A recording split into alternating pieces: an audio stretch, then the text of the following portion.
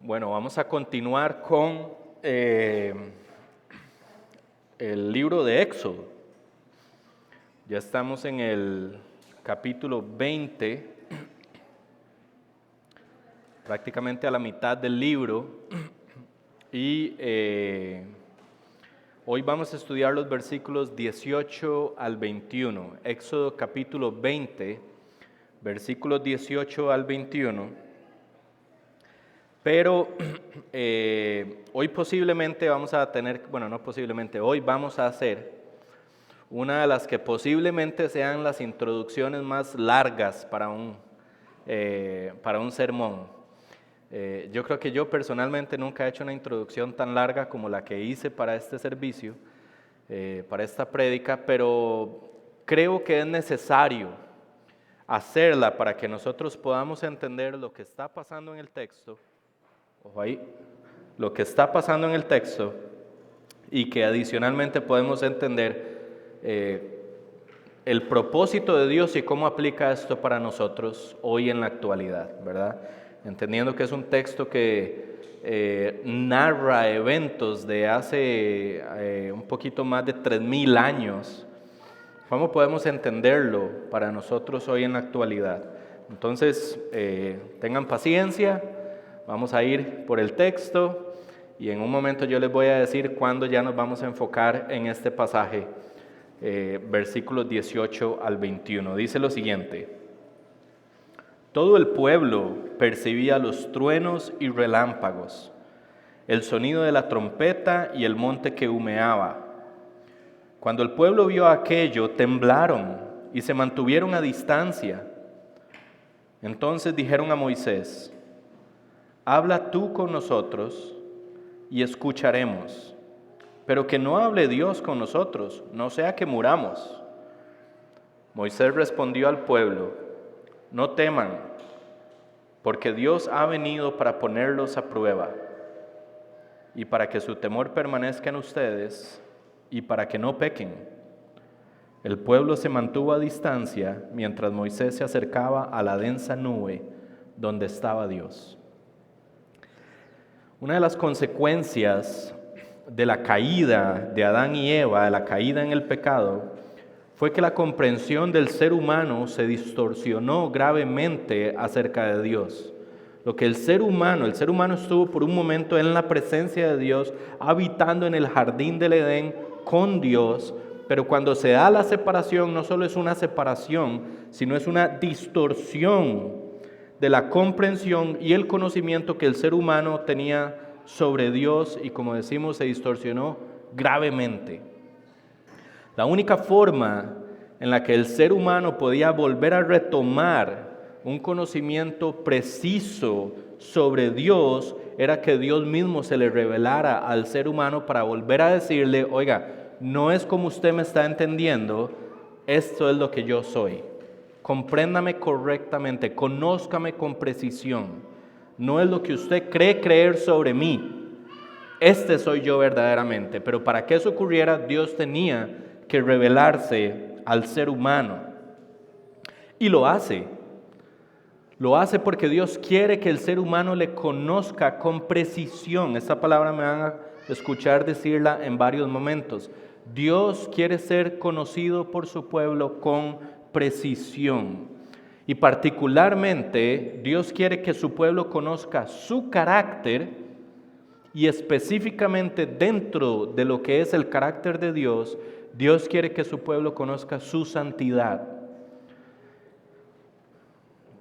Cada vez que Dios revela algo sobre sí mismo, esta revelación de su santidad está involucrada, toma parte en la revelación de Dios. Déjenme darles algunos ejemplos.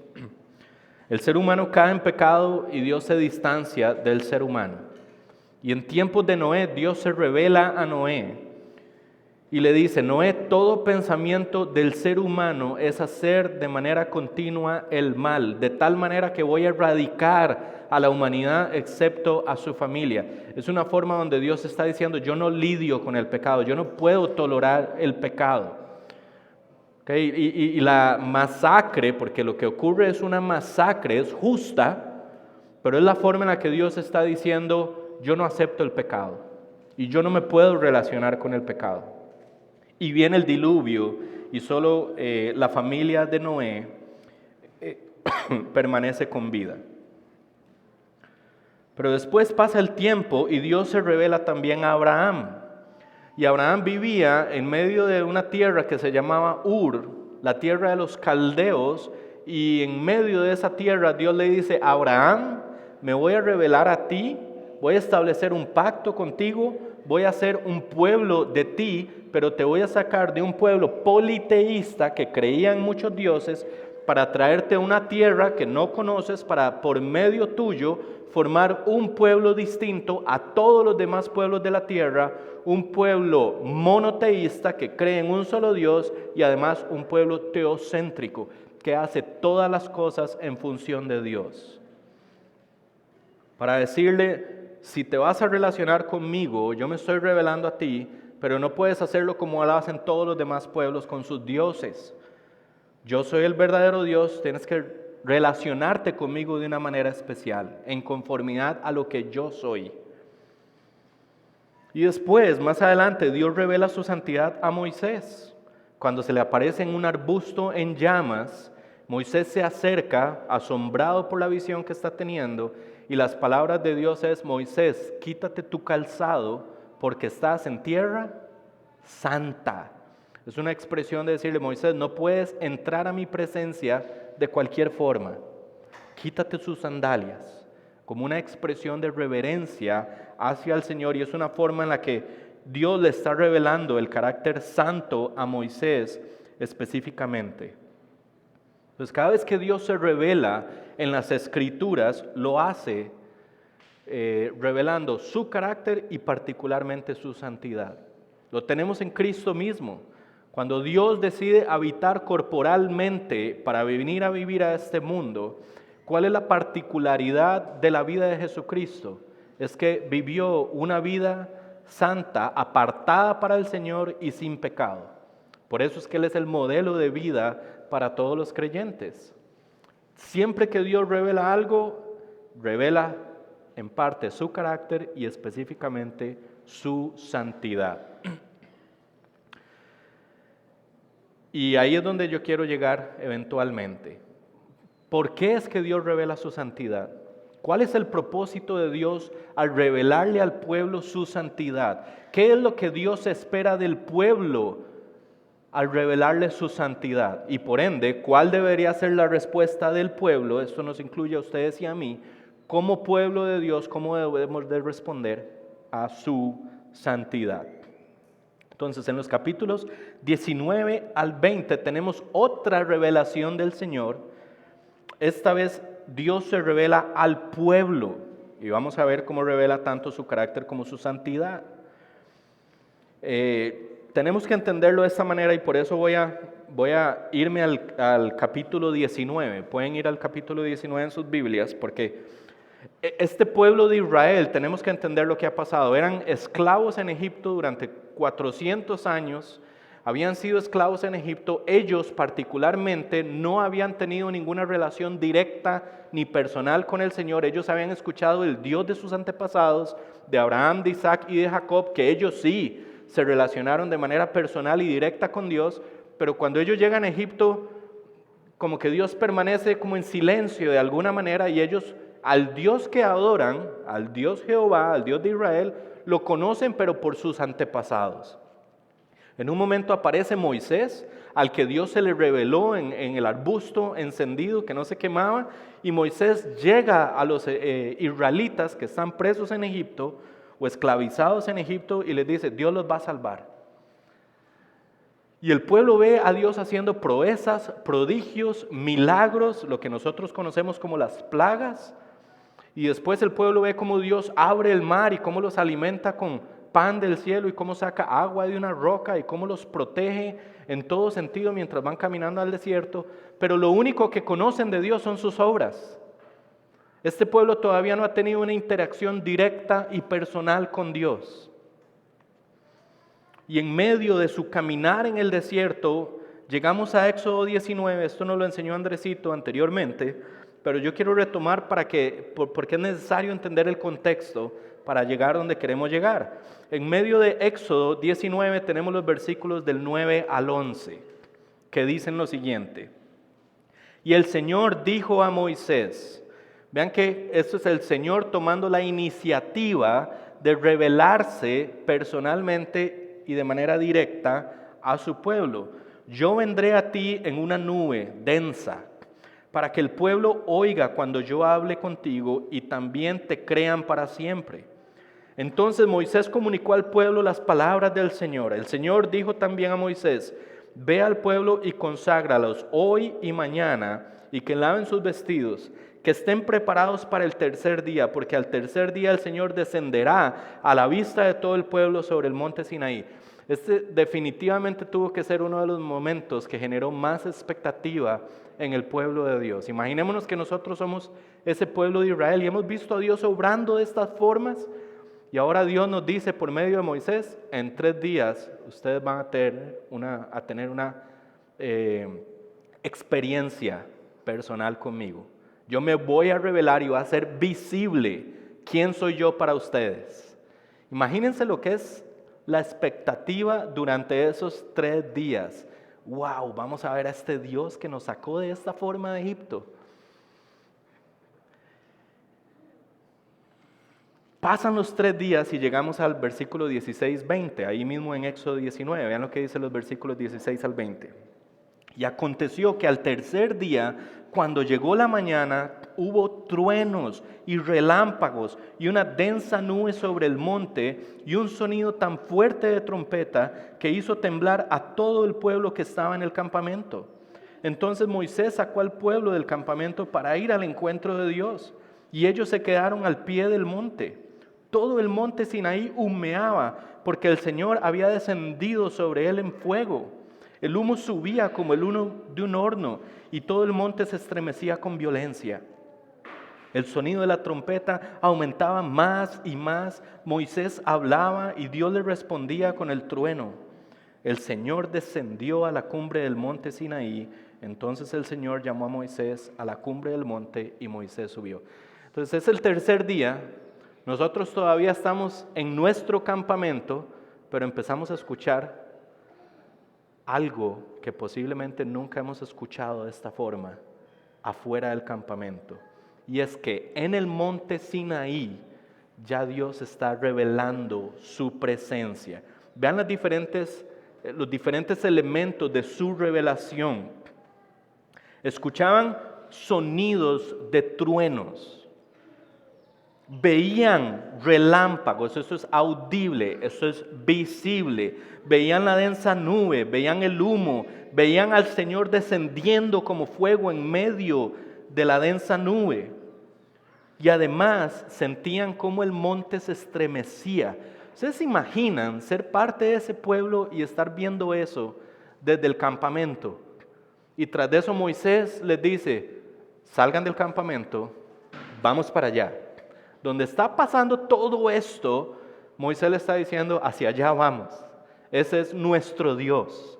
Eso que ustedes están viendo es la manifestación visible, audible de nuestro Dios que quiere darse a conocer a nosotros como pueblo de Israel.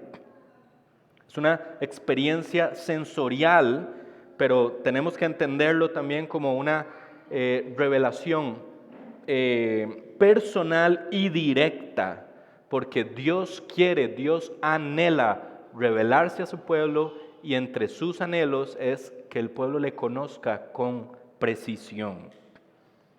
Pero entre las cosas que Dios les quiere revelar es su propia santidad. ¿Cómo vemos eso? Vean lo que dice ahí en Éxodo 19, versículos 21 al 25. Dice, el Señor le dijo a Moisés, desciende, advierte al pueblo, no sea que traspasen los límites para ver al Señor y perezcan muchos de ellos. También que se santifiquen los sacerdotes que se acercan al Señor, no sea que el Señor irrumpa contra ellos. Moisés dijo al Señor, el pueblo no puede subir al monte Sinaí porque tú nos advertiste, pon límites alrededor del monte y santifícalo. Entonces el Señor le dijo, ve, desciende y vuelve a subir tú y Aarón contigo, pero que los sacerdotes y el pueblo no traspasen los límites para subir al Señor, no sea que Él se lance contra ellos. Descendió pues Moisés y advirtió al pueblo. Es muy interesante porque Moisés saca al pueblo del campamento y lo dirige al monte Sinaí. Yo me imagino siendo parte de ese pueblo, yo estoy caminando y yo no puedo apartar mi mirada de lo que está ocurriendo ahí en el monte Sinaí, ¿verdad? Lo que está ocurriendo es algo sobrenatural. Esas expresiones de la manifestación de la presencia de Dios es algo sobrenatural. Pero cuando se acercan al campamento, hay un momento donde Moisés le dice, suave, hasta aquí. Al monte, perdón, suave hasta aquí. ¿Por qué? Porque vemos que en esta sección de 5 versículos, del 21 al 25, en 3 ocasiones Dios le advierte a Moisés que si alguien traspasa los límites, moriría inmediatamente. Sería consumido de manera inmediata. No pueden acercarse porque es un pueblo pecador y Dios es un Dios santo. Esa es la razón por la cual Dios establece límites. Entonces es como que si le estuviera diciendo al pueblo, ok, me pueden ver, me pueden escuchar, me pueden sentir, pero no se pueden acercar. ¿Okay? Esto genera un distanciamiento de Dios con su pueblo. Eso es una expresión de la santidad de Dios, pero hay otra expresión de la santidad de Dios y son los 10 mandamientos que al inicio del capítulo 20 se nos describen como una expresión del carácter de Dios que llama al pueblo de Dios a vivir una vida santa en función de Dios en los 4 primeros mandamientos y una vida santa en términos relacionales en el uno al otro con el prójimo en los últimos 6 mandamientos. Y esta expresión de santidad es una forma en la que Dios le está comunicando al pueblo de Dios, a los israelitas, que si el pueblo se quiere relacionar con Dios, este Dios que los ha sacado de la esclavitud en Egipto y se les está manifestando de maneras tan poderosas ahí en el monte Sinaí, el pueblo de Dios tiene que relacionarse con Dios en los términos de Dios y los términos de Dios exigen santidad. Eso es lo que Dios está comunicando. Dios es el que acude en favor de su pueblo para que el pueblo pueda conocerlo con precisión, para que pueda conocer su carácter, para que pueda conocer su santidad, de tal manera que el pueblo pueda responder a esa santidad del Señor. Dios no revela su santidad solo porque sí, solo porque se le ocurrió. De todas las cosas que podría revelarle al pueblo, voy a revelar mi santidad. Él lo hace con una intención, Él lo hace con un propósito. Y entonces la pregunta es, ¿cuál es el propósito detrás de la revelación del carácter de Dios y particularmente su santidad al pueblo al que Él está llamando a seguirle? Y esa es la verdad que vamos a ver entonces ahora sí, terminando la introducción en la sección que nosotros vamos a estudiar. Y la verdad es esta: Dios demanda que su pueblo se acerque a Él con respeto y reverencia. Dios demanda que su pueblo se acerque a Él con respeto y reverencia. Podríamos decirlo incluso de otra forma: la santidad de Dios exige que su pueblo se acerque a Él con respeto y reverencia. ¿Okay? Todo lo que no sea respeto y reverencia es pecado contra Dios. Así es como nosotros tenemos que verlo. Si Dios es el que dice ser, si Dios está dando estas manifestaciones de su presencia y además nos comunica por medio de los límites que establece alrededor del monte Sinaí y por medio de su palabra hablada que nos llama a una vida de santidad, si esto es verdadero, el pueblo de Dios tiene que responder de una manera. No puede responder como el pueblo quiera, tiene que responder como Dios quiere que respondamos. Y la forma en la que Dios quiere que respondamos es con respeto y reverencia. Vean lo que dice Éxodo 20, versículo 18. Dice: Todo el pueblo percibía los truenos y relámpagos, el sonido de la trompeta y el monte que humeaba. Cuando el pueblo vio aquello, temblaron y se mantuvieron a distancia. Ahora, lo que está pasando aquí, para que podamos entender, y por eso leí el capítulo 19, varias secciones de ahí, es que desde el capítulo 19 el pueblo se acerca al monte Sinaí, pero se queda a distancia porque Dios le dice que se queda a distancia. Ellos todavía no entienden por qué, pero Dios le dice, quédense ahí. Y mientras están viendo desde la mañana todas esas manifestaciones de la presencia de Dios, mientras eso está ocurriendo, Dios le está dando los 10 mandamientos a Moisés y Moisés se los está trasladando al pueblo. En el versículo 18, cuando nos dice nuevamente, nos repite estas señales, trueno, relámpago, sonido de trompeta, el monte que humeaba, ¿verdad? Se nos dice que durante el tiempo, esta es la intención, durante el tiempo que Moisés estuvo recibiendo los 10 mandamientos y trasladándoselos al pueblo, todo esto estaba ocurriendo en el monte. ¿Okay? Las señales y las manifestaciones en lo alto del Sinaí no se han detenido en todo este tiempo. Pero nos dice ahora algo distinto, es que el pueblo, al ver la manifestación del Señor, el pueblo teme. ¿Okay? El pueblo teme y se mantuvieron a distancia. Esto que hace que el pueblo tema es que el pueblo está reconociendo algo sobre ellos mismos. El pueblo está viendo la santidad de Dios y ellos mismos reconocen su propio pecado y entienden que lo mejor para nosotros es mantenernos a distancia de este Dios santo, ¿verdad? Y lo vamos a ver más adelante todavía más claro. Versículo 19 nos va a llevar a cómo llegaron al reconocimiento de esa condición. Vean lo que dice el 19. Entonces dijeron a Moisés, habla tú con nosotros y escucharemos, pero que no hable Dios con nosotros, no sea que muramos. El pueblo le dice a Moisés básicamente que interceda, que sea mediador entre Dios y ellos, porque ellos al ver las manifestaciones de la presencia de Dios, al entender su santidad, lo único que dicen, si nos acercamos, moriremos. Entienden que ahí lo dice explícitamente, si nosotros tenemos esa interacción directa y personal con Dios, lo que vamos a hacer es morir. Moisés, mejor interceda usted por nosotros. Esto es algo muy parecido, la comprensión a la que llega el pueblo de Israel sobre su pecado, sobre la santidad de Dios y sobre la realidad de que juntar el pecado con la santidad de Dios implica la muerte del pecador, es lo mismo que ocurre en Isaías 6:5.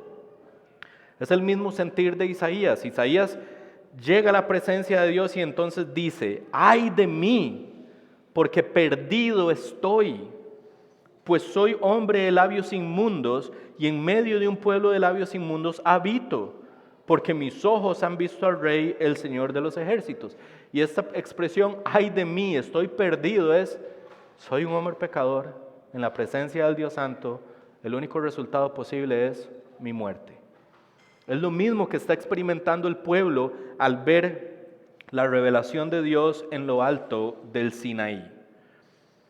Pero los propósitos de Dios al revelarse a su pueblo no es generar este tipo de temor. Hay un tipo de temor que hace que nosotros nos distanciemos. Ese es el temor que está sintiendo Israel en ese momento, pero esa no es la voluntad del Señor al revelarse, ese no es el anhelo del Señor al darse a conocer, ese no es el deseo del Señor o la respuesta que el Señor espera de su pueblo al revelarle su santidad. La voluntad del Señor, el deseo y el anhelo del Señor es otro, y lo vemos en el versículo 20. Vean lo que les dice Moisés a los israelitas, dice, Moisés respondió al pueblo, no teman, porque Dios ha venido para ponerlos a prueba y para que su temor permanezca en ustedes y para que no pequen. Si uno hace una lectura rápida podría ser hasta un poco contradictorio. Primero le dicen, no teman, pero después les dice para que su temor permanezca en ustedes. Evidentemente no puede ser lo mismo, no puede ser el mismo tipo de temor, porque no le va a decir no teman y después les va a decir teman, ¿me explico? Entonces, cuando está hablando Moisés y les dice, no teman, no tengan ese tipo de temor que les hace distanciarse y no querer acercarse a este Dios que más bien se está revelando a ustedes. Eso no es lo que Dios desea generar en ustedes o provocar en ustedes. Ese no es el resultado que Dios anhela. Pero les dice, lo que Dios está haciendo es venir a ponerlos a prueba. Y esto podría considerarse así, la prueba de la fe, para ver si realmente queremos servir al Señor, para ver si realmente queremos honrar al Señor, para ver si realmente queremos relacionarnos con ese Señor, para ver si realmente queremos dedicarnos a este Dios. Dios ha venido a ponerlos a prueba y para que su temor permanezca en ustedes y para que no pequen. Y cuando está diciendo para que su temor permanezca en ustedes, ya dijimos que no es ese temor de que crea una separación, sino que es respeto y reverencia.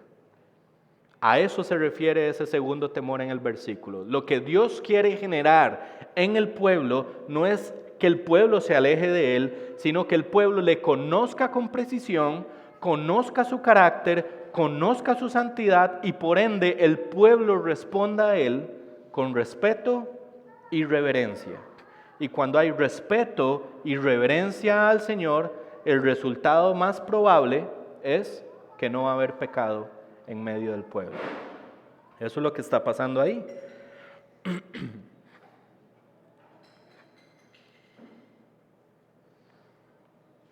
El verdadero propósito de Dios al revelarse es revelarse a su pueblo de manera directa y personal para que el pueblo pueda reconocer a Dios como lo había reconocido Abraham, como lo había reconocido Isaac, como lo había reconocido Jacob y como lo había reconocido posteriormente Moisés. Ya ellos no necesitaban que alguien les dijera quién era ese Dios, porque ellos ahora lo habían visto, lo habían escuchado, lo habían sentido. Y la única respuesta que Dios espera ante todo esto nuevamente es respeto y reverencia de su pueblo. Vean lo que dice Levítico capítulo 10 versículo 3 en cuanto al respeto y la reverencia. Levítico capítulo 10 versículo 3 se dice: inmediatamente después de que los hijos de Aarón, Nadab y Abiú, entraron en la presencia de Dios a ofrecer un incienso que Dios no había mandado, un fuego extraño. Y ellos entran a la presencia del Señor y ofrecen algo extraño, algo que Dios no había mandado, y de la presencia del Señor sale fuego que los consume a los dos inmediatamente. Y uno se pondría a pensar, wow, Dios sacó fuego y consumió a estos dos hombres por hacer algo irreverente delante de Él. Pero ¿por qué razón lo hizo? ¿Por qué Dios es tan drástico? Dirían algunos. No, Dios no está siendo drástico, Dios está siendo justo al consumirlos de esa manera. Vean lo que dice inmediatamente después en el versículo 3, dice: como santo seré tratado por los que se acercan a mí, y en presencia de todo el pueblo seré honrado. ¿Cuál es la voluntad del Señor aquí? Que todos los que se acercan a Él, lo traten a Él como santo. Y en presencia de todo el pueblo sea honrado. ¿Por quién? Por cada individuo que forma parte de su pueblo.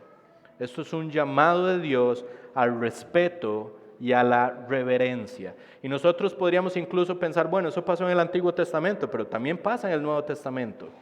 Ananías y Zafira en Hechos capítulo 5 se acercan con irreverencia delante del Señor y muere Ananías primero y Zafira después. Y cuando los hombres llegan de enterrar a Ananías, justamente en ese momento está cayendo Zafira y en ese mismo momento esos mismos hombres van a enterrar también a Zafira. La intención de Dios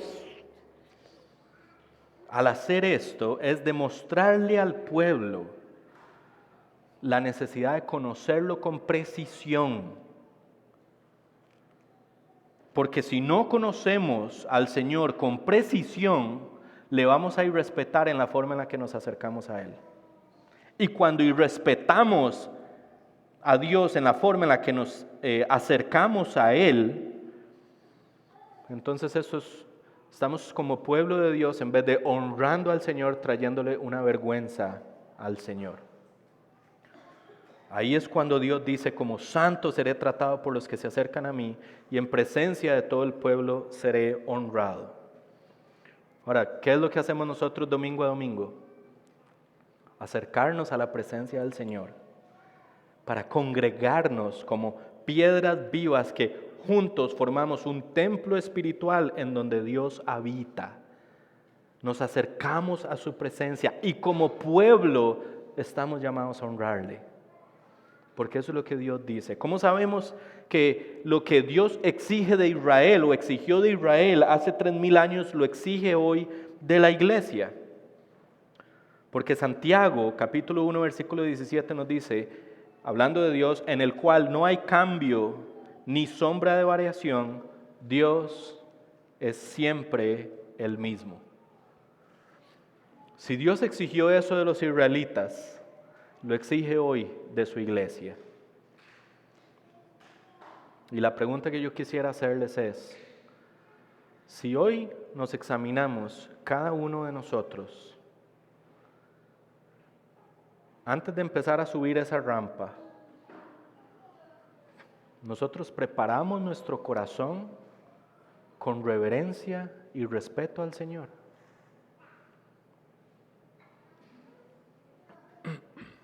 Voy a dejarlo ahí, ahorita continuamos con la parte de nosotros, pero el texto básicamente termina en el versículo 21 diciendo, el pueblo se mantuvo a distancia mientras Moisés se acercaba a la densa nube donde estaba Dios. No sabemos cómo respondió el pueblo necesariamente a las palabras de Moisés, pero lo que se nos dice es que se mantuvo a distancia. Entonces, ¿qué nos enseña este texto a nosotros en la actualidad? ¿Cómo respondemos nosotros como iglesia a lo que Éxodo 20 nos está describiendo? Y ya les hice la pregunta. ¿Hay respeto y reverencia de tu parte hacia el Señor cada vez que vienes el domingo al lugar donde Él habita en medio de su congregación, donde Él está en medio de su congregación recibiendo la alabanza de su pueblo? Dios es el mismo de ayer, hoy y siempre. Se nos habla sobre Jesucristo en Hebreos. Santiago nos dice, Dios es siempre el mismo. Y sin embargo, a pesar de que es un texto que tenemos que aplicar a nosotros hoy, tenemos que reconocer ciertas diferencias entre nosotros y los israelitas. Diferencias significativas e importantes. Nosotros tenemos una experiencia mayor que la de ellos. Porque nosotros no hemos visto un monte humeando, no hemos visto relámpagos en lo alto de un monte, no hemos visto nubes ni fuego en lo alto de un monte, no hemos escuchado truenos, ni hemos visto a los montes temblar. Eso es algo que los israelitas experimentaron a distancia.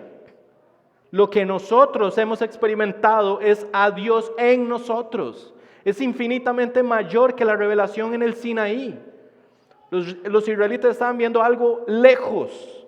Nosotros tenemos a Dios en nosotros. 1 Corintios 3:16 dice, ¿no saben que ustedes son el templo de Dios y que el Espíritu de Dios habita en ustedes? Ningún israelita podía decir el Espíritu Santo habita en mí. Eso lo podemos decir nosotros.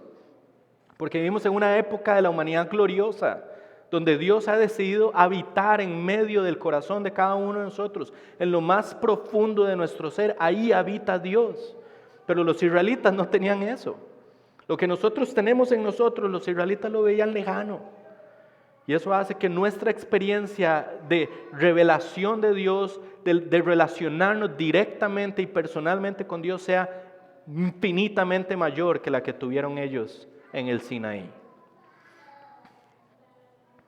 Y la realidad de que el Espíritu Santo habite en nosotros obedece a un milagro mayor que todos los milagros de Éxodo juntos. Porque nuestro Señor Jesucristo, quien nos envió al Espíritu Santo, fue crucificado y sepultado, y resucitó al tercer día y ascendió a los cielos para sentarse a la diestra del Padre, donde gobierna y gobernará por la eternidad. Usted póngase a pensar en cómo terminan las 10 plagas de Egipto, con la muerte de los primogénitos de Egipto. ¿Okay? ¿Cuál es la señal del nuevo pacto? La resurrección de nuestro Señor y Salvador Jesucristo. Es lo contrario a lo que pasó en Egipto. Las plagas terminan con la muerte de Cristo. La vida cristiana empieza con la muerte de los primogénitos. La vida cristiana empieza con la resurrección de Cristo.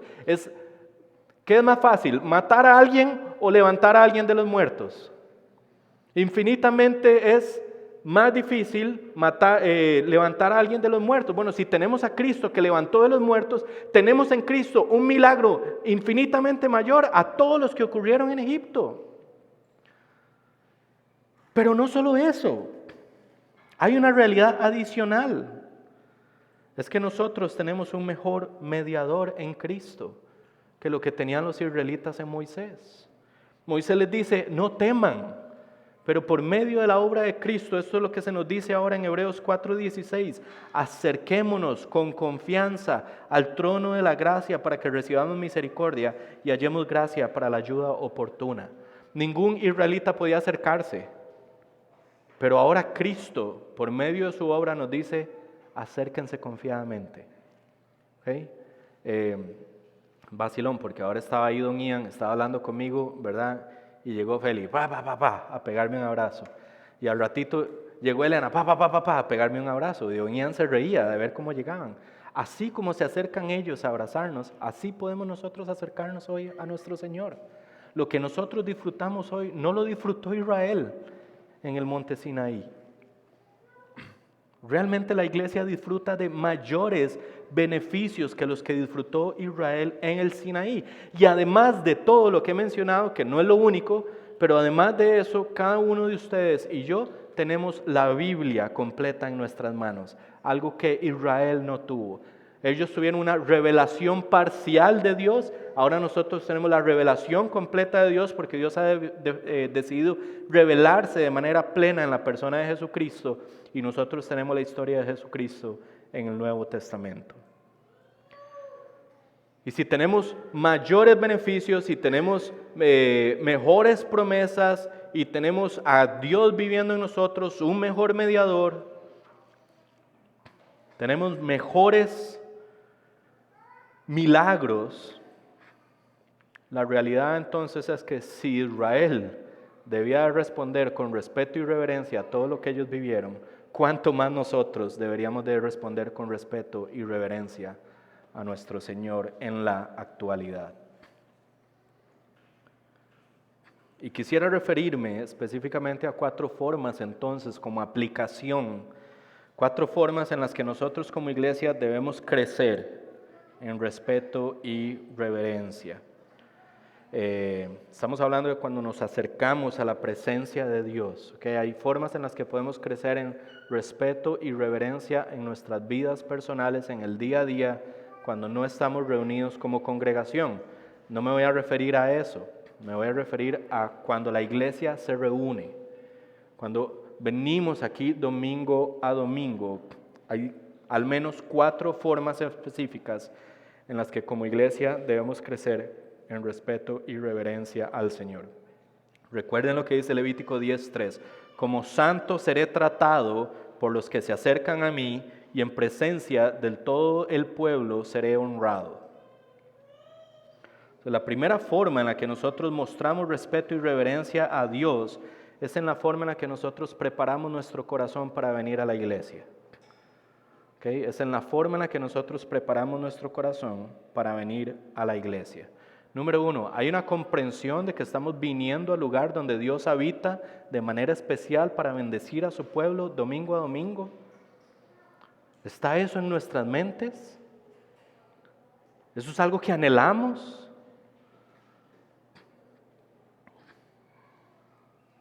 Ahora, si Dios habita en medio de la alabanza de su pueblo, cuando el pueblo se reúne y como piedras vivas conforman este templo espiritual donde Dios habita,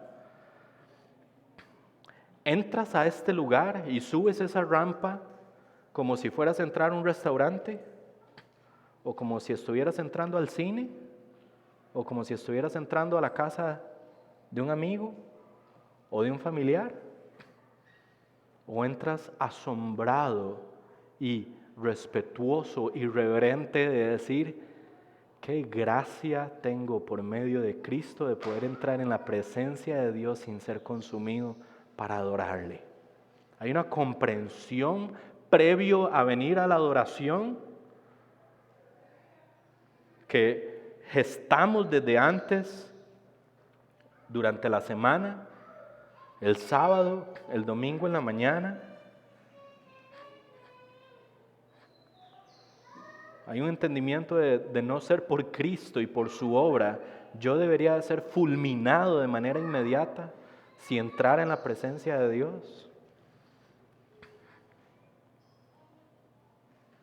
Estamos agradecidos por el privilegio y la bendición que implica poder adorar al Señor congregacionalmente. Esa es la primera. Mostramos respeto y reverencia en la forma en la que preparamos nuestro corazón para venir a la iglesia. Déjenme darles un ejemplo y voy a dar varios ejemplos de esto. Usted va al estadio, por ejemplo, a ver a Saprissa, desde luego. ¿Cómo se prepara usted para ir al estadio? Primero usted sabe contra quién va a jugar, ¿cierto? Después usted dice, el partido va a empezar a tal hora, yo tengo que estar a tal hora para poder sentarme y disfrutar, ¿verdad? ¿Qué más hace? ¿Se alimenta bien o dice, bueno, de camino me voy a alimentar porque son 2 horas en el estadio, la comida en el estadio a veces es cara y no es tan rica? O tal vez como después, bueno, ahí me preparo y me voy a comer algo chiquitito y después como lo más importante, me pongo la camisa. Hay una preparación, ¿cierto? Hay una preparación. Cuando ustedes van a su trabajo, ¿cómo se preparan? Calculan el tiempo que van a durar, calculan la hora del desayuno y después la hora que voy a tener cierto break para poder entonces comer algo. Al trabajo no puedo ir vestido de cualquier manera, tengo que vestirme de cierta forma. Voy a ver a mis compañeros, voy a ver a mis jefes. Hay una preparación previa.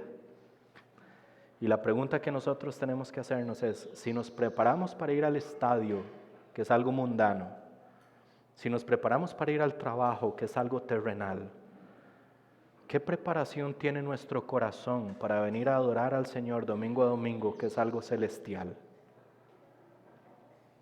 ¿Cómo preparas tu corazón para entrar a adorar al Señor, sabiendo que Dios está atento a la actitud de tu corazón? Porque antes de que nosotros vengamos, el Señor ya está aquí en este espacio, recibiendo la adoración de su pueblo y anhelando recibirla. Ese principio lo podemos incluso extraer de nuestro texto. Dios ya estaba en la montaña antes de que el pueblo llegara. Cuando el pueblo llega, ya Dios está ahí. Y cada vez que nosotros venimos a la iglesia, antes de empezar a subir esa rampa, antes de entrar allá al parqueo, antes de salir de nuestras casas, el Señor está aquí, porque Él es el primero en anhelar la adoración de su pueblo. Preparemos nuestro corazón con respeto y reverencia cada vez que venimos a la iglesia. De hecho, si nosotros somos conscientes de lo que está ocurriendo en este momento, en el momento en que el último sale de aquí, todos deberíamos estar anhelando que sea domingo otra vez. Y decir, no, pero ¿cuándo vuelve a ocurrir esto? El otro domingo, yo quiero que ya sea domingo. Señor, el lunes yo quiero que sea domingo. Martes yo quiero que sea domingo. Miércoles, jueves, viernes, sábado yo quiero que sea domingo. Porque lo que se experimenta aquí, la presencia de Dios y las bendiciones del Señor a su congregación, es algo que solo vivimos los domingos a las 10 de la mañana. Es algo único en la semana. No es algo ordinario, es algo especial. Y si nosotros entendemos quién es Dios, entonces necesitamos preparar nuestro corazón con respeto y reverencia cuando nos acercamos a Él. La segunda forma en la que nosotros necesitamos aprender y crecer es mostrando respeto y reverencia en la forma en la que nos vestimos cuando venimos a la iglesia. No voy a volver a ver a nadie, y si los vuelvo a ver no es por algo particular, es porque les estoy predicando y les estoy tratando de enseñar y compartir principios de vida cristiana. Y uno de los principios de vida cristiana aplica a la escritura, a la vestimenta, perdón. Y quiero hablarles de por qué llegamos al tema de la vestimenta cuando venimos a la iglesia. Ahora, los sacerdotes en el tiempo de Israel, para entrar en la presencia del Señor, ¿qué tenían que hacer? Ponerse una vestimenta especial. No podían entrar con la ropa particular, con la ropa del día a día, no. Cuando oficiaban como sacerdotes, tenían que ponerse una ropa especial y particular para entrar en los lugares, el lugar santo y el lugar santísimo, que eran los lugares en el templo donde se experimentaba de manera más clara la presencia del Señor. Lo que el Nuevo Testamento dice es que nosotros como pueblo de Dios ahora somos real sacerdocio. O sea que nosotros somos ahora los sacerdotes del Señor. Y no me malinterpreten. No estoy diciendo que tenemos que hacer sacrificios y tenemos que hacer todo lo que los sacerdotes hacían en el Antiguo Testamento. Cristo lo hizo en nuestro lugar. Pero si vemos que los sacerdotes se preparaban para entrar en la presencia de Dios a ofrecer sacrificios, la Biblia nos dice que el sacrificio de nosotros es una vida santa. Una vida santa al Señor. Y para presentarnos delante del Señor, piénsenlo de esta manera. Estamos presentándonos delante del Dios trascendente, del Dios eterno, del Dios todopoderoso, del Dios omnisciente, del Dios santo, del Dios amoroso, del Dios misericordioso, y podría nombrar más de 18 atributos que se mencionan sobre el carácter de Dios en la Escritura. Venimos al lugar de su presencia, a un lugar especial, donde Dios dice, voy a repetirles, como santo seré tratado por los que se acercan a mí y en presencia de todo el pueblo seré honrado. Y la pregunta que yo quisiera hacerles a ustedes hoy es, ¿estás vestido de manera especial? ¿Hay algo en tu vestimenta hoy que te diferencia de la forma en la que te vistes de manera continua? ¿Cómo le escribes a Dios tu celo por su santidad y por ser honrado en la forma en la que te vistes cuando vienes a la iglesia? Voy a ponerles el mismo ejemplo. Tenemos libertad en Cristo. No me malentiendan, tenemos libertad en Cristo. Pero la libertad no nos exime del respeto y la reverencia. ¿Okay? Si hoy ustedes le dicen, el presidente de la República, Rodrigo Chávez, los está llamando a una audiencia con él, ¿cómo se vestirían ustedes para ir a hablar con Rodrigo Chávez?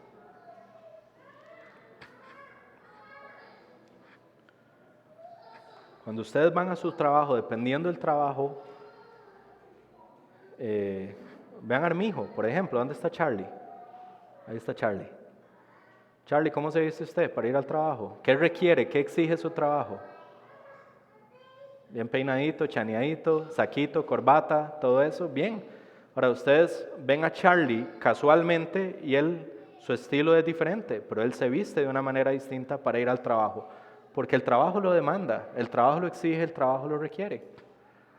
¿Ustedes no creen que si nos vestimos de esa manera para ir a algo terrenal, cuando venimos a adorar a Dios, que es algo celestial y es algo infinitamente mayor que todo lo terrenal, nosotros deberíamos comunicarle a Dios que Él es especial por la forma en la que nos vestimos?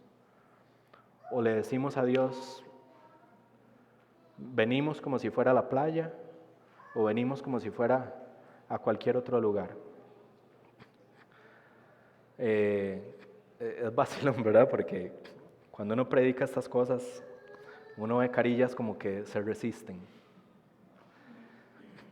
Pero piensen con precisión en sus corazones, piensen claramente. Dios es especial. Dios es especial. ¿Cómo le demuestra usted a Dios que es especial? Con su forma de vestir, eso es todo. Pensemos en cómo nos vestimos cuando venimos a la iglesia. Si entra un no creyente a la congregación, y ve que nosotros venimos, como yo podría decir, relajado. ¿Qué le comunica mi forma de vestir a un no creyente en cuanto al respeto y la reverencia que yo tengo por Dios? ¿Tiene sentido lo que estoy diciendo? Es importante que lo consideremos. Ahora les hablé del ejemplo de Rodrigo Chávez. Bueno, lo que tenemos domingo a domingo es una audiencia con el Todopoderoso. Es una audiencia con el Santo, Santo, Santo. Eso es lo que tenemos domingo a domingo. Lo que implica que yo debiera comunicarle a este Creador, a ese ser que venimos a honrar, a nuestro Salvador y a nuestro Señor: Señor, yo me he visto de manera especial porque usted es especial, usted es distinto a todo lo demás. Y lo vengo a adorar. Y quiero que mi vestimenta transmita eso. La número 3 es que mostramos respeto y reverencia con nuestra puntualidad. Mostramos respeto y reverencia con nuestra puntualidad. La hora en que llegamos a la iglesia a adorar al Dios que está presente testifica de la importancia que nosotros le damos a la adoración al Señor. Es el único tiempo que tenemos para adorarle como un solo cuerpo. Y usemos el mismo ejercicio. Si entra un no creyente a la iglesia y ve que ya empezó el tiempo de la lectura pública y ve que ya empezó el tiempo de la alabanza, y en medio de esos tiempos los creyentes están apenas entrando a la iglesia, ¿qué le comunica sobre el respeto y la reverencia que nosotros tenemos al Dios que venimos a adorar el hecho de que lleguemos tarde a la adoración? Con nuestra falta de puntualidad, lo que estamos transmitiendo es: este Dios no es tan grande como es. Porque si lo comprendiéramos con precisión, que es una de las razones por las cuales Dios se revela, y para comprenderlo con precisión tenemos que entender que Él quiere revelar su carácter y su santidad. Cuando nosotros vemos que Él es santo, la única forma posible de responderle cuando venimos a la iglesia es estando aquí presente temprano. Déjenme darles un ejemplo adicional. Hace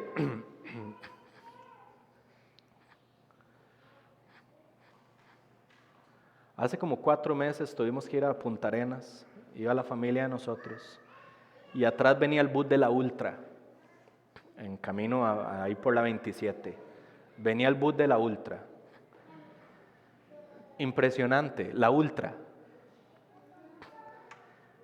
Camino a Liberia, para ir a ver a Saprissa jugar en Liberia a las 8 de la noche. ¿Ustedes entienden eso? Son personas que se levantan en la mañana, 8, 9, 10 de la mañana, para agarrar el Pulmitan de Liberia, para ir 4 a 5 horas en bus hasta Liberia, para llegar temprano al estadio, montar sus banderas y todo, para ir a apoyar a Saprissa. Y nosotros, familia, llegamos tarde para venir a adorar al Señor. Me dan ganas de llorar, familia, en serio. Me dan ganas de llorar. Y no me dan ganas de llorar por ustedes. Me da ganas de llorar porque el problema de eso es que nosotros como iglesia no conocemos al Señor que adoramos. El mayor problema de la iglesia hoy a nivel global es que la iglesia no conoce con precisión al Dios que adora. Porque si lo conociéramos con precisión, nadie llegaría tarde al lugar de adoración. ¿Ustedes creen que un israelita al ver esas manifestaciones en el Sinaí hubiera perdido un segundo para dormir más? ¿O para quedarse 5 minutos dando vueltas en la cama? Pero familia, nosotros no estamos viendo algo lejano, nosotros tenemos a Dios aquí en nosotros. ¿Cuánto más la realidad de tener a Dios entre nosotros debería de animarnos a nosotros a decir: voy a estar ahí 30 minutos antes, ¿por qué no? 20 minutos antes, ¿por qué no? Si yo les hago esta pregunta, ¿por qué no? ¿Cuál sería su respuesta? Si en 1 Corintios 10:31 se nos da un principio de vida, que es que todo lo que hagan, háganlo para la gloria de Dios. Nos levantamos y venimos aquí a la iglesia para su gloria. Déjenme darles otro ejemplo de puntualidad. absurdo en mi mente, pero es una realidad. Un concierto de Bad Bunny. Ustedes no se imaginan la cantidad de personas que habían haciendo fila en el estadio para ir a ver a Bad Bunny, el conejo malo, que no entiende nada de la vida. Y nosotros, familia, llegamos tarde a una audiencia con nuestro Señor y Salvador Jesucristo. Pongamos las cosas en perspectiva, familia. Si conocemos con precisión quién es Dios y qué ha hecho por nosotros, familia, deberíamos de estar aquí temprano.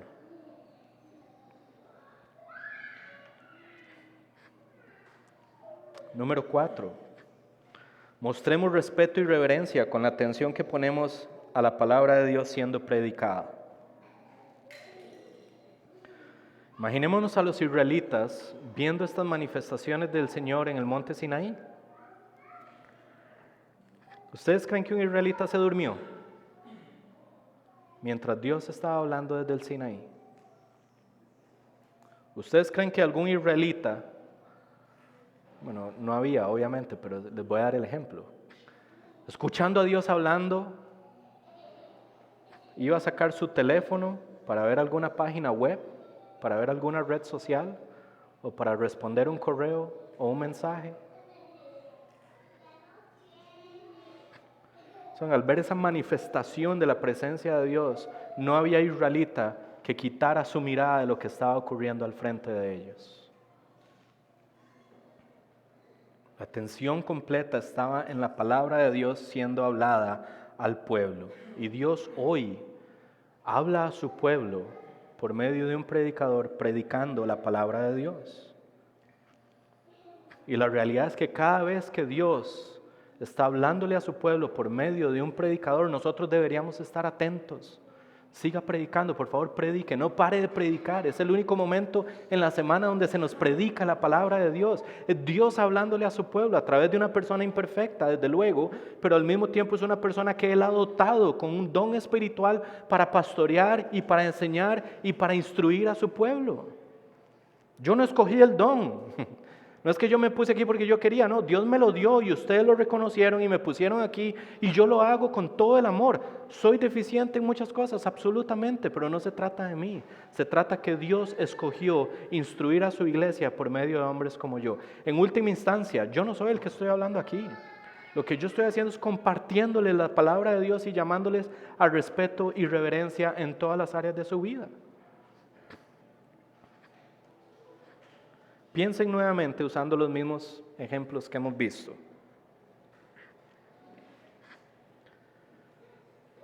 ¿Qué pasaría si usted tiene un no creyente a la derecha, a la izquierda o atrás suyo, y el no creyente ve que usted es un creyente que viene a adorar al Señor y lo ve dormido?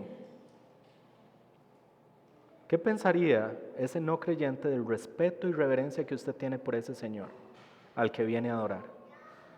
¿Qué pasaría si ese no creyente lo ve a usted siendo creyente distraído con su teléfono? ¿Qué pasaría? Recuerden lo que dijo Levítico. Como santo seré tratado por los que se acercan a mí y en presencia de todo el pueblo seré honrado.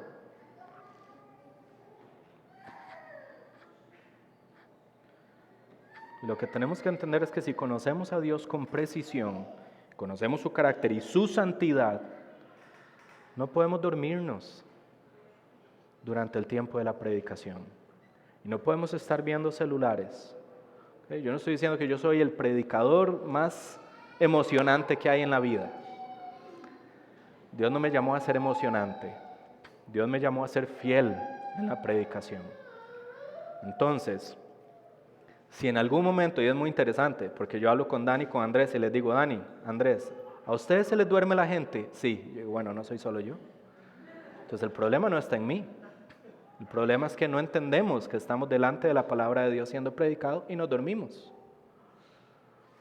Y quiero decirle, ni a Dani, ni a Andrés, ni a mí nos molesta que usted, si le da sueño, usted se levante, se ponga atrás, se quede de pie, y de pie es más difícil que usted se duerma. Pero no se quede ahí en la silla así dormido, no lo haga.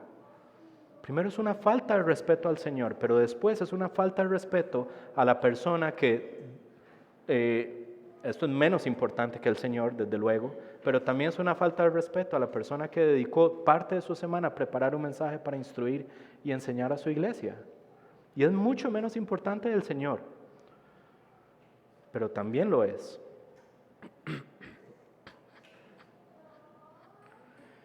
Y eso es parte, todas estas tres que les he dicho, es parte de preparar nuestro corazón para el Señor. Si usted se queda dormido en un restaurante, no. ¿Usted se queda dormido en una competencia? No. ¿Usted se queda dormido en el estadio? No. Pero como no conocemos y no tenemos conciencia de lo que estamos haciendo domingo a domingo, o a veces voy a decir que no solo no tenemos conciencia, tal vez la tenemos, pero no estamos pensando en ello como deberíamos de estar pensando, críticamente. Entonces nos dormimos o estamos con el celular dándole. ¿Saben qué me pasó una vez aquí en esta iglesia? Una persona que decía que yo predicaba muy aburrido. Y yo entiendo, no pasa nada. Pero curiosamente la persona que me dijo que yo era muy aburrido, a la semana siguiente, ¿saben qué estaba haciendo durante la prédica? Estaba viendo el clásico de Saprissa contra la Liga en su teléfono, mientras la palabra de Dios estaba siendo predicada. ¿Cómo creen que tomo yo cuando una persona me dice que es aburrido en mi predicación, cuando al siguiente domingo está viendo un partido de fútbol mientras está predicando? El problema no es que yo soy aburrido, el problema es que esa persona no entiende nada de lo que viene a hacer aquí. Ya no está aquí, para que no piensen que no empiecen a ver quién es. Pero son realidades que pasan, familia. Vuelvo a repetir, el problema mayor de la iglesia de hoy a nivel global, y eso aplica para nosotros, es que la iglesia no conoce a su Dios. A pesar de que Dios se nos reveló con la intención de que le pudiéramos conocer con precisión, y al conocerle con precisión pudiéramos conocer su carácter y particularmente su santidad. Y si Dios es un Dios santo, nosotros no tenemos la capacidad de escoger en qué forma o en qué términos nos acercamos a Él, sino que tenemos que hacerlo en la forma y en los términos que Él ha especificado para que nosotros lo hagamos. Nosotros no tenemos la capacidad de inventar cómo acercarnos a un Dios santo porque somos pecadores. Es el Dios santo que nos dice, es en esta forma en que ustedes se tienen que acercar a nosotros. Y Él lo que nos dice es, quiero que mi pueblo demuestre, exhiba, testifique respeto y reverencia cada vez que se acercan a mí domingo a domingo. Y podría seguir hablando de otras formas en las que nosotros podríamos crecer congregacionalmente, pero voy a quedarme con esas 4 y particularmente la primera, porque la primera es la que moldea a todas las demás. Si preparamos nuestro corazón para entrar en la presencia del Señor, entonces nuestra puntualidad, nuestra vestimenta y nuestra atención van a ser moldeadas por la primera. ¿Okay? Y como les digo, podría seguir hablando de muchas otras, pero voy a dejarlo ahí. Familia, Dios está presente. Son verdades espirituales, cosas que tenemos que comprender y que tenemos que asimilar y creer por fe, porque no las vemos, pero lo sabemos por fe, porque Él lo ha revelado y no las estamos inventando. Dios está presente aquí, hoy. Él está presente en este momento de manera especial. Está recibiendo tu adoración. Porque no nos presentamos a darle adoración a un Dios que está ausente. Sería ilógico hacerlo. Porque vamos a ir a adorar a alguien que no recibe la adoración. Se pierde la adoración. No, estamos aquí adorando a nuestro Dios porque Él está presente recibiendo la adoración. Y no solo está recibiendo la adoración, Él está atento a tu corazón. Y está atento a tu mente. Si estás aquí verdaderamente, uno puede estar corporalmente, ¿cierto? Pero en la mente uno puede estar en otro lugar. Dios está atento a la actitud que tienes cuando estás aquí domingo a domingo. Consideremos, por lo tanto, quién es Dios, consideramos lo que Jesús hizo por nosotros, consideremos que somos morada del Espíritu, consideremos que venimos a adorar a un Dios santo, de tal manera que cuando lo hagamos con respeto y reverencia. Eso es lo que Dios exige de su pueblo. El respeto y la reverencia que queremos darle es la que Él merece por quien Él es y por lo que ha hecho, y para que Él reciba su iglesia, la gloria en su iglesia hoy, mañana y hasta que Él quiera regresar por nosotros. Dios demanda que su pueblo se acerque a Él con reverencia, o como les dije, la santidad de Dios exige que su pueblo se acerque a Él con respeto y reverencia. Y ojalá que ese principio gobierne nuestras vidas por el resto del tiempo que Dios nos quiera mantener en este planeta. Señor, te damos las gracias porque hoy nos enseñas y esa es la gloria de tu palabra, que cuando somos confrontados no es para tratarnos mal ni para hacernos sentir mal, sino para llamarnos justamente al respeto y reverencia. Señor, yo te pido que todos hoy podamos examinar la condición de nuestro corazón y realmente si hay una preparación íntegra en nuestros corazones cuando venimos a ti.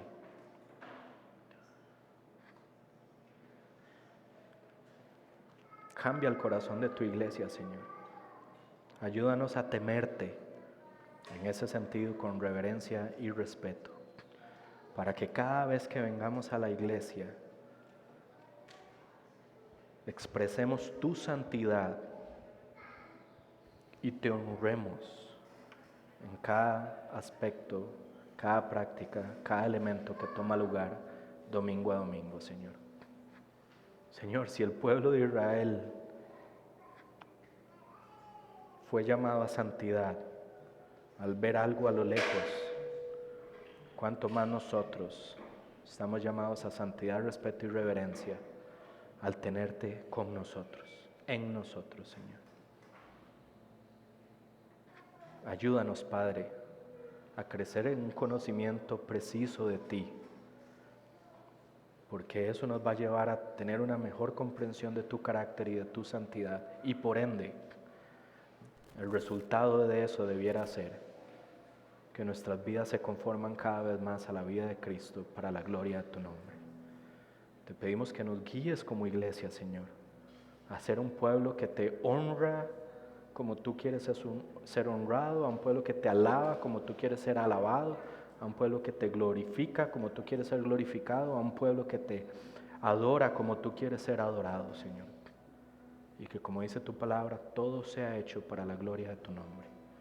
Aunque sabemos que al hacerlo para la gloria de tu nombre, nuestras almas se benefician profundamente. Perdona, Señor. Perdónanos a todos, porque sé que cada uno de nosotros acá es imperfecto en el respeto y la irreverencia que te mostramos domingo a domingo. Todos hemos pecado en esto, Señor. Todos hemos faltado a tu santidad. Perdónanos, Señor. Ten misericordia de nosotros. Perdona por no considerarte a ti, sino considerarnos a nosotros primero.